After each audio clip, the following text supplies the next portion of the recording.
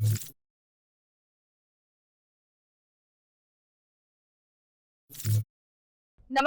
હું છું પ્રિયા અને તમે જોઈ રહ્યા છો જનતા કી જાણકારી ન્યૂઝ।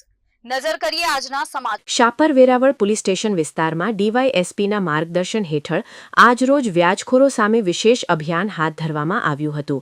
સામાન્ય નાગરિકોનું વધુ વ્યાજ દ્વારા થતું શોષણ અટકાવવા માટે આ અભિયાન શરૂ કરવામાં આવ્યું છે। ગુજરાત સરકારના ગૃહ વિભાગના નિર્દેશ મુજબ રાજ્યભરના વિવિધ પોલીસ સ્ટેશનોમાં વ્યાજખોરો સામે કડક કાયદેસરની કાર્યવાહી કરવામાં આવી રહી છે। સાથે જ લોકોને વ્યાજખોરોના ચંગુલમાંથી મુક્ત કરી બેન્કિંગ વ્યવસ્થા તરફ પ્રોત્સાહિત કરવા જનસંપર્ક લોન મેળાનું આયોજન પણ કરવામાં આવ્યું હતું। આ લોન મેળામાં બેંકો સાથે સંકલન કરી સામાન્ય લોકોને સરળતાથી લોન મળી રહે તે માટે પ્રયાસ કરવામાં આવ્યો હતો। કાર્યક્રમ દરમિયાન 1 કરોડ રૂપિયા કરતાં વધુની હોમ લોન મંજૂર કરવામાં આવી હતી। અભિયાન દરમિયાન વધુ વ્યાજ લઈને લોકોનું શોષણ કરનાર એક કેસમાં ગુનો નોંધવામાં આવ્યો છે। પોલીસ દ્વારા આવા તત્વો સામે આગળ પણ કડક પગલાં લેવાશે તેવી ખાતરી આપવામાં આવી છે।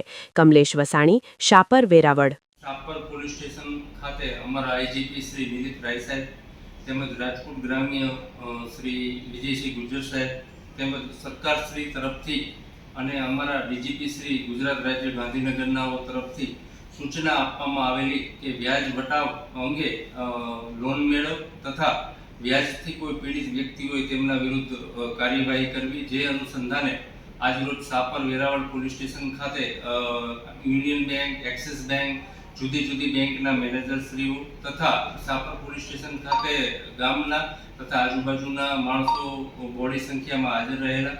જે અનુસંધાને તેઓને લોન બાબતથી માહિતગાર કરવામાં આવેલા છે અને આ બાબતે યુનિયન બેંક તરફથી 1 કરોડ ઉપરની હોમ લોન આપવામાં આવેલી છે।